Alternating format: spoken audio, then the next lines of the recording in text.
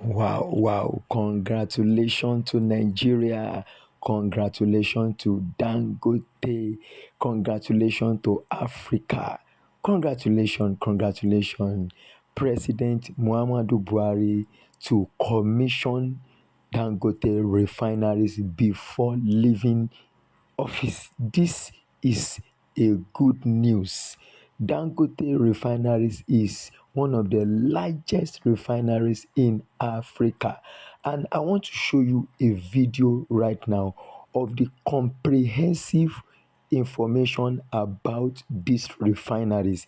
Once you are done with this video, it's going to blow your mind that something great is coming out of Nigeria for the first time and in Africa at large. So watch this video to the end and please likes, comment and share this good news as you are watching this video. Please share it, let it spread viral across all social media because this is a good news for Nigeria and we need to announce it.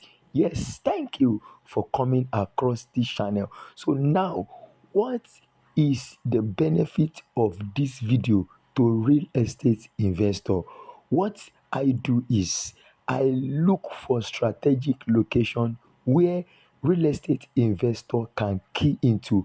Now, what is the impact of these Dangote refineries to real estate and to housing challenge?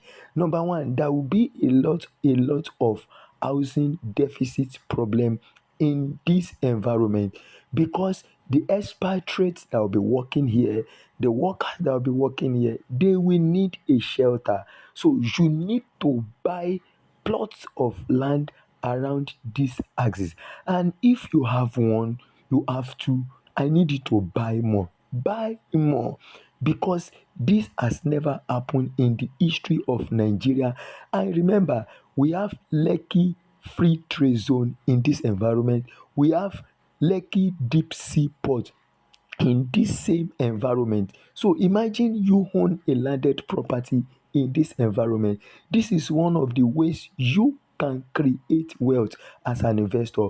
I have landed property that you can buy, commercial property, residential property in this axis that you can buy. I'm saying this is going to be massive, and this is the time to key into landed property in this place now. If you have been hearing it before and you are doubting it, this is not what you should doubt right now. So if you need any landed property around this environment for investment, give me a call right now on 08029415698. Dangote is about to prove the naysayers wrong. A lot of people said, oh, this is a white elephant project, and this is not going to happen. This day will not come. And we thank God that the day is almost coming. A massive project. Let me tell you something.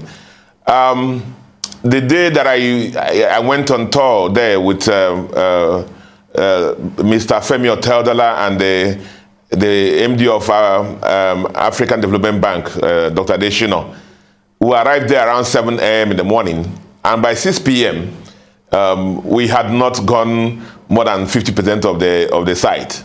That tells you about the humongous project that Alhaji Aliko Dangote took upon. You know, I was asking him when I was going around there, I said, how do you sleep? How do you sleep? Before this refinery, you were already a multi-billionaire. You're already the richest person in Africa. How could you carry on this project? Because in other countries, before you start this kind of project, it's like normally plug and play. But literally everything that the plant needed, or Alhaji Aliko had to recreate it, whether it's power, whether it's water, whether it's irrigation, whatever it needed, had to be made anew. Other countries is plug and play. 650 capacity to process 650,000 barrels of crude every day. That's about the largest you can think about in Africa. You see, there's no adjective to describe the refinery. Every adjective they're going to use in describing it is always the largest, the biggest, the number one, world class, and so on and so forth. So capacity is about 650,000 barrels crude processing capacity every day to produce across 5 product lines about 99 million liters daily. Those product lines are gasoline, which you and me know as petrol or PMS, and then diesel that me and you know. We have also aviation fuel, and then you have polypropylene as the product. And the interesting thing I want to let you know now is this, that the 99 million liters daily capacity output is more than enough to meet Nigerian demand, which is about 61 million liters now. Even though me and you know that demand is a bit skewed. So what do we say? 177,000 tanks, 4,800 billion liters of capacity, 2,900 tanks loading capacity. Everything in the refinery is just the largest, the biggest, the world class. It can process all the types of crude from around the world, whether it's African crude, Middle Eastern crude, or even US light crudes. So we thank God that this day is almost coming. As we read, the production will be moved, just like every plant, gently up until they reach full capacity. So we commend Dangote, and we'll commend Nigeria as we get there.